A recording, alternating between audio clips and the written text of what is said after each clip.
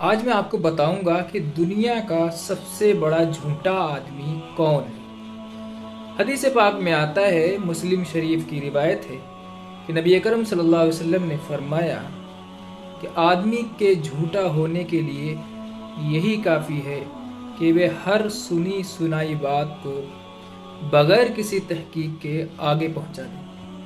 ہم غور کریں کتنے میسیجز اور کتنے پیغام اور کتنی حدیثیں ہمارے پاس آتی ہیں جن کا کوئی حوالہ نہیں، جن کا کوئی ثبوت نہیں، ہم ان کی تحقیق کیے بغیر ایسے ہی آگے بڑھا دیتے ہیں اور وہ بات نبی اکرم صلی اللہ علیہ وسلم پر جھوٹ بن جاتی ہے۔ تو سوچیں، نبی اکرم صلی اللہ علیہ وسلم نے کتنی سخت وعید بتائی ہے کہ جھوٹا ہونے کے لیے یہی کافی ہے کہ ہر سنی سنائی بات کو وہ آگے پہنچا دے، اور اس سے غلط فہمیاں کتنی پیدا ہوتی ہیں ایک دوسرے کے لیے۔